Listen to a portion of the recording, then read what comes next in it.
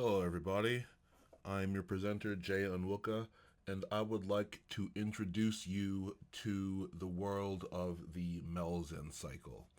This is a setting that I'm working on for a couple of different things, and I just want to give you guys an overview of it so that you guys, yeah, if it interests you, I might do some more videos and things on it. I definitely have stories planned in this setting, so you definitely will see more of this in the future.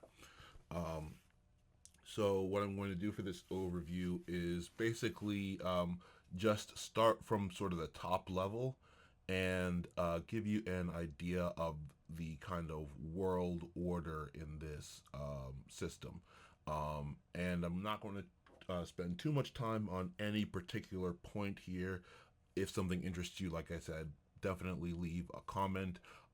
As ideas that have comments or that come from comments are probably likely to get made before ideas that I'm just making up, coming up with on my own. Yeah, this is a medieval fantasy setting. I would say it's measured magic, which is again, it's not like a going term, but basically there's high magic potential, but it's not common at all to have high magic around. It's very high political in its appearance in the world. So, what am I talking about when I say Mel's? What is the Melzan cycle? What is all of that? The Melzan cycle are sort of the stories, obviously. Melzan refers to the Melzan orders, and these are 10 orders, like military orders. You can think like the Knights Templar or Knights Hospitaller, um, and these orders are made up of both knights and magicians, and they are known for riding winged horses. So they, basically are flying units. And about 500 or so years before the current day, which is year 475 of the Melzan era, but 500 years before that, the world was in a period known as the era of battle mages, where these powerful magicians called battle mages basically were able to wield power of their own accord and basically sort of menaced the world. And the Melzan orders kind of got together as sort of vigilantes to defend their own areas, and then eventually came together and created the Millenniazon Pact, shortened to the Melzan Pact. And by that pact, they sort of declared themselves guardians of the world, and due to that, they have now become sort of a quasi world government. The Melzan orders um, basically took control of all magic in the world and put it under their jurisdiction. And by doing that, have sort of been able to control magic. And I will get more into that as we go forward in this overview. Um, One other important thing to know about the Melzan orders is that they rule from 7 cloudlands, and these cloudlands are kind of what you expect them to be. They're flying islands, and they can basically move around the world however they like. The, like I said, there's 10 orders. There's 7 cloudlands. There the six of the orders. These are the outer orders, or so called. Each These six each have their own cloudland, while the remaining four are on the capital cloudland of Anzalon. Um, and there's a lot of sort of political maneuvering that goes on in there. One of the major sort of political divisions here is between the inner and outer orders, and they form sort of vague political parties in various discussions. So there are various ways that the Melzan orders control the world, or really they kind of oversee the world rather than controlling it directly. Um, so yeah, they've set up this kind of theoretical government structure. The highest level of this structure is the ecumenical rota. And this is kind of your world government. This is where every region kind of has some representation.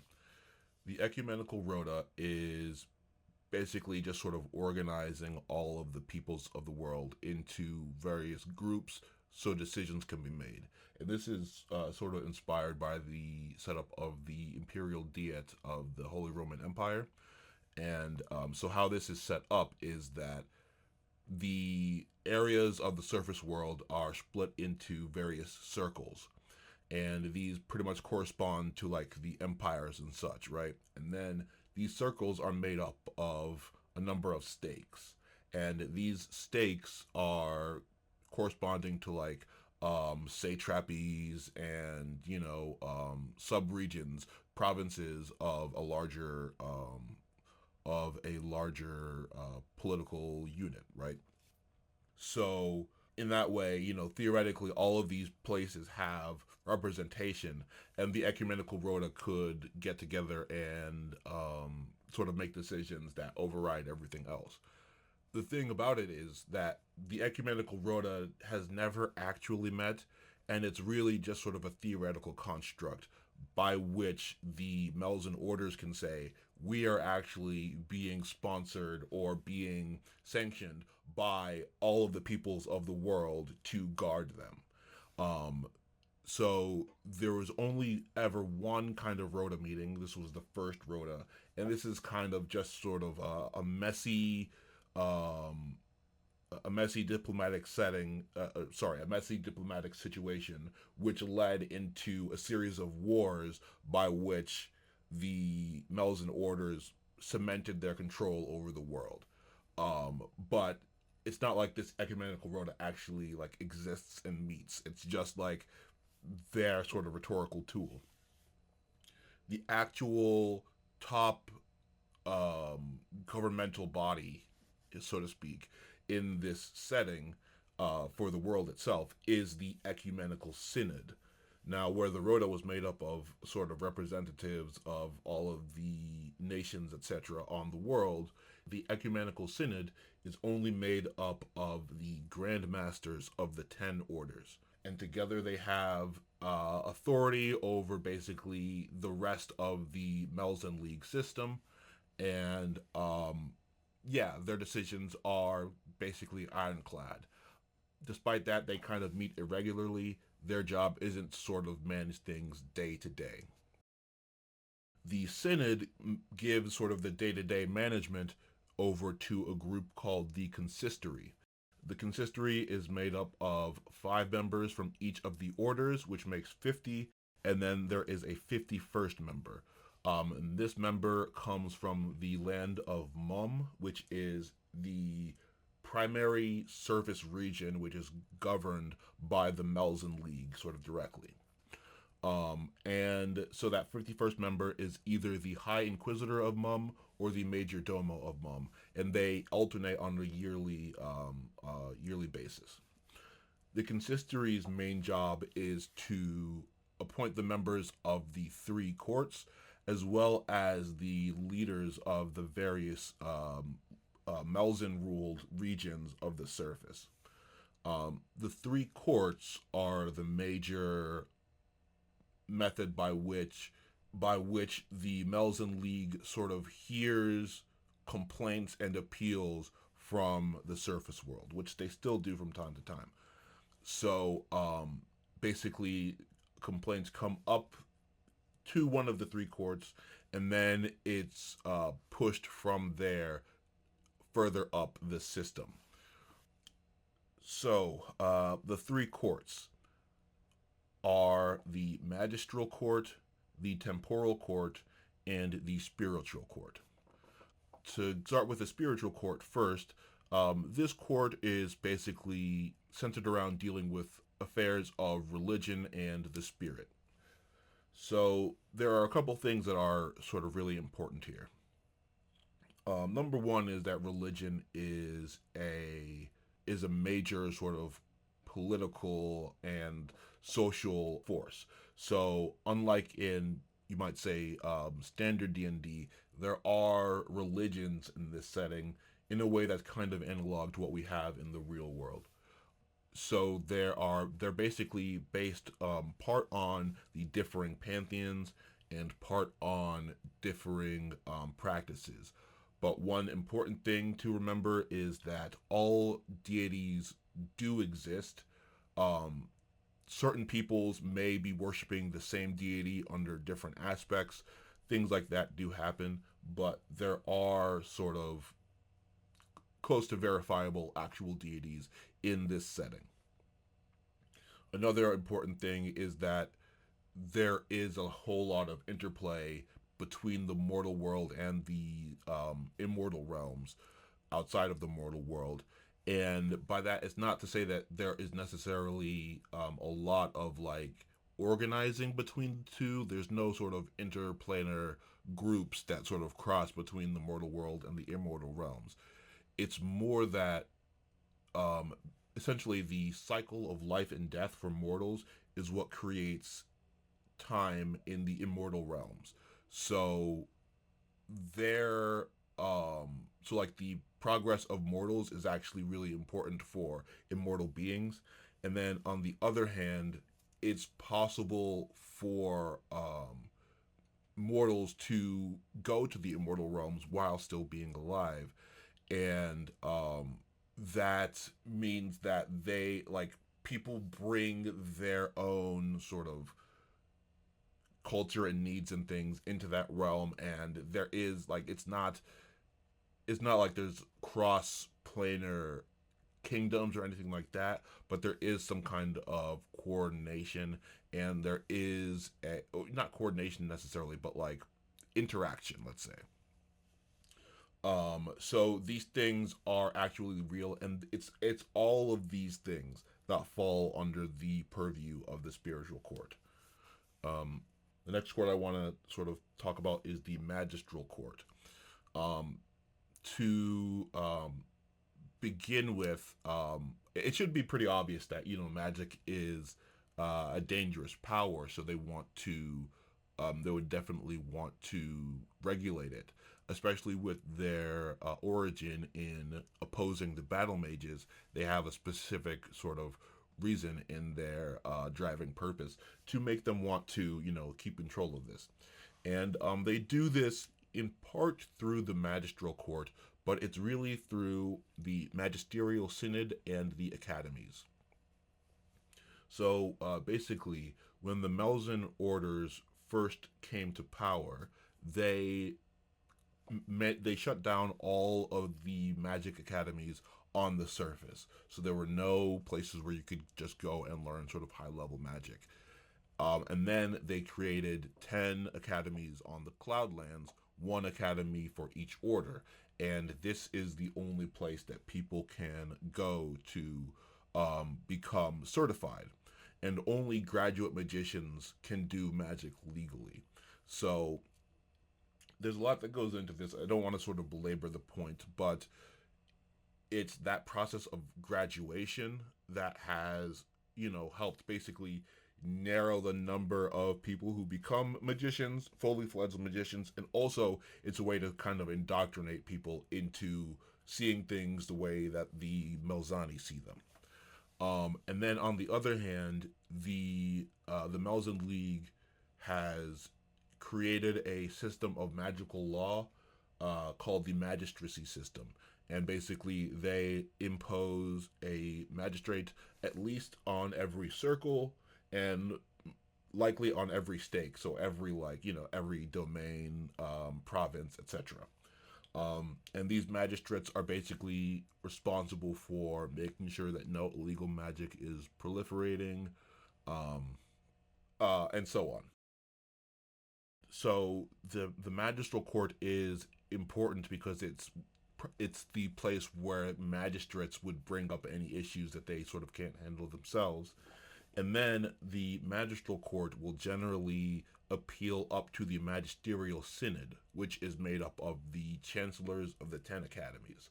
And the magisterial synod is like the top magical authority of the world. And yeah, the only group that can supersede the decisions of the magisterial synod is the ecumenical synod. So that's kind of the shape of the Melzan League government itself. And then we sort of come to what's under the purview of the temporal court, which is the circles. Um, the temporal court has the most number of judges, but it's actually the least kind of engaged of the three courts because it sort of conflicts with the temporal power of the rulers of the circles. So they just don't send those kinds of issues up the chain as often. But in talking about the temporal court, it gives me a good reason to sort of go over the circles. So I will sort of go over this via the circles as I also try and point these places out on the map. The first circle I'm going to talk about is actually not on this map. It's the circle of the orders, and this is the seven cloudlands that I talked about earlier. For the map, I should have probably said it at the top, but I'll say it now and I'll put it in the description. For the map, I am using Asgar's fantasy map generator. I'm gonna put a link to it in the description as well. A really fantastic online tool for creating detailed fantasy maps. Now I don't have the flying islands here because it again, it's obviously still in development and things like that. Flying islands is just not a thing that you can easily do. So that's the main reason that I don't have them on the map here. But you can just sort of place them wherever you want. 7 flying islands.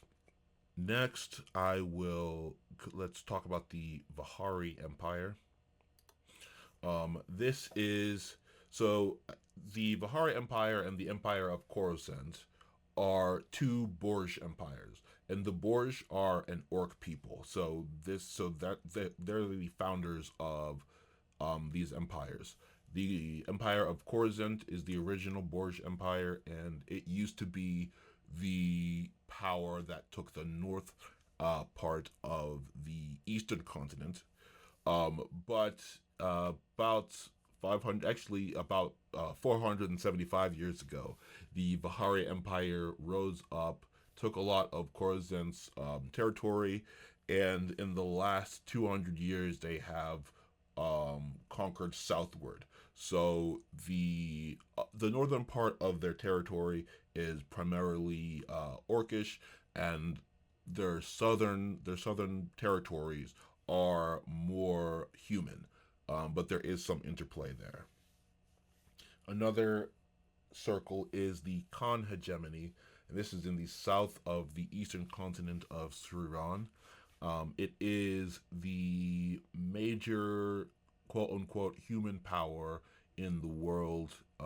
It is kind of a descendant of the ancient Berbian Empire, but it is yeah, sort of still a power in the world, but far fallen from its previous heights.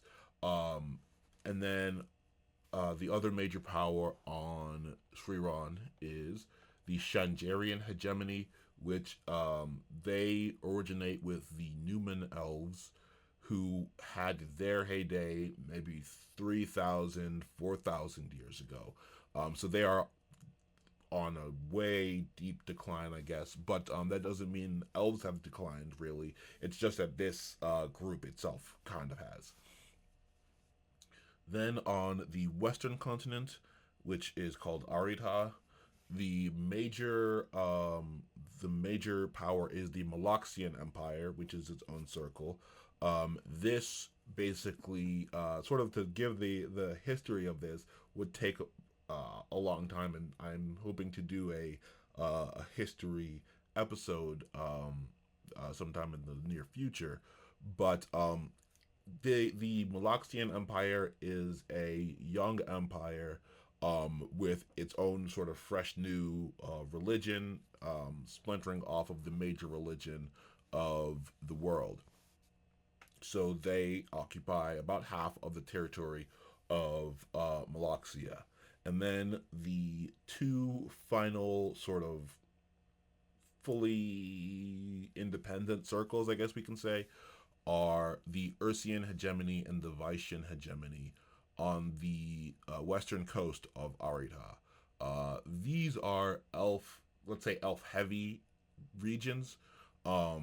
They had been the west coast of Arita was originally colonized by the Numan elves. And so the peoples now are to some extent descendants of those, but more directly they're descendants of a more recent cross-continental holding. Again, I don't want to get too far into it right now, but they are now two separate realms on Arita. The Vaishians have been heavily influenced by what is known as the Harsian culture in northern Arita, while the Ursians are more strongly aligned with the original Numan colonists. Next, let's talk about the Free Circle, and these are basically the small countries which are not aligned with any of the other circles. Free Circle includes on the continent of Sriran, there are the principalities of Keri and Dabas, and these are basically buffer states, remnants of the old Asharian Empire, which are kept independent, like I said, as buffer states between the Khan hegemony and the Bahari Empire. Then, in the sort of two of the major islands host two more stakes in this free circle. One of these would be the Varakian Principality, and the other is the Principality of Zir. Varakia used to be a power, again, about 2,000 years ago, but they've fallen far away since then. And then on the southern tip of southwestern Arita, there is the Principality of Naria. And then, if you are looking at the map, which I probably have on screen, I'm doing the audio separately from the video. But if you're able to look at the map, you'll probably notice that I left a couple of places out. These places that remain fall into what is known as the Melzanite League.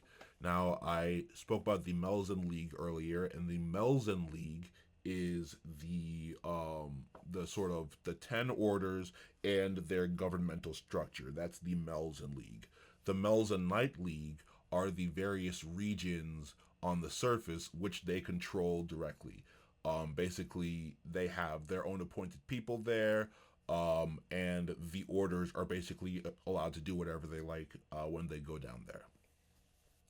These areas are the Protectorate of Shemsia, the Protectorate of Vong, the Protectorate of Kalehia, the Protectorate of Silgu, and the sort of the preeminent region of the Melzanite League, the land of Mum. There is also another small protectorate called the Crusader Protectorate of Ashrabad, and I will speak a little bit more about that in a second here. So that's just a brief overview of these circles, and just like sort of a look at their kind of political dispositions. I definitely want to go more into this further. Like I said, I have a lot of things planned for this, so I am not going to bother about going too much longer here. But before I go, I did want to sort of give a look into the three big events, I would say, that are happening in the world at this time. The first one is a grass war in Vaharia. Um, Essentially, the Vahari Empire is can be thought of somewhat like the Mongol Empire in that their power comes from sort of these united but normally nomadic and fast moving tribes that have been sort of collected together, right? And then they have also controlled some more civilized areas. So there is sort of a place that's more a part of the empire that's more about like cities and things like that, and administering them. And then there's also a part that is more about the open fields and living in a more tribal tent based type lifestyle. So wars in the Vahari Empire, like internal wars, which are between grandees of the system, often have to be fought on two fronts. You have to fight in like the sort of city-based world through like assets and having your thugs go beat up their thugs and stuff like that. And then in the older country of Mahal and Leondal, in these areas, it's more about sort of tribal raids and becoming powerful in that sense. And the interplay is, people in the cities try and send resources back to the tribes. The tribes lend their legitimacy back to the cities. So there is an internal civil war happening at this point in the Bahari Empire, which mostly, again, um, is occupying the north, but now with the addition of the four marches, which are the areas that they just took from the Asharian Empire, there is sort of the possibility that new players can sort of input some new sort of energy into the system. So that's sort of a big possible turning point for events in the future. The other one is in Maloxia. Their sort of complicated familial politics had recently put an emperor on their throne who turned out to be a demon in disguise. One of the things that I haven't really talked too much about is that there is a lot of presence of demons and undead and things like that in this setting, and people who are aligned with demons are one of the major sort of worries that people have. So somehow they got a demon who was obviously transformed and disguised to become the emperor. Now, this demon was quickly killed by the head of the bodyguard, and the head of the bodyguard then became the emperor. So they hadn't been ruled by a demon for that much time, unless there was somebody else. But the fact that the old dynasty was basically thrown out of power without like a hearing or a whole big political thing has created a lot of tension within the empire of Malaxia. And unlike the other empires, even the hegemonies, the Malaxian Empire is not so much not united as unbalanced. So there's clear other power centers aside from the imperial capital of Malaxi, and that's obviously going to create their own political issue. The final major sort of event that is happening at this time is the Crusades. There is a kind of offshoot cult of the Ten Orders. This offshoot cult is called the Priesthood of Perzoon, and they have basically declared another notable cult heretics. So this cult is called the Cult of Midnight, and they're basically kind of like an oracle cult based around worshiping a deity called Mescalim, the Midnight Sun. Now, the priesthood of Perzoon has basically declared them as heretics and used that to justify them building up an army, which they call the Army of the Cross, and sending it to into where the Cult of Midnight was headquartered. And it's this Army of the Cross that created the Crusader Protectorate of Ashrabad, which is part of the Melzan League. Slightly different because of it's under the priesthood of Persoon, but it's still part of that system now. However, this is something that's created a whole lot of tension, especially like within the Khan hegemony, and also with the other rulers, because it's been a long time since the Melzan League has really tried to seize anything from the surface realms, right? And this is kind of a unilateral decision for them to take this area. One thing that's important to understand is that in this setting, heresy basically refers to any allegiance to or cooperation with the devils or demons. They're different in this in a different way that they're different in D&D. I'm not going to get too into it right now, but basically this is the kind of thing where you can claim it sort of about anyone, and it's like it then becomes incumbent on them to disprove it, and that's always very difficult to do. So them saying that these people are heretics doesn't mean that they necessarily are heretics. They're just making their sort of outlandish claim, I guess you could say.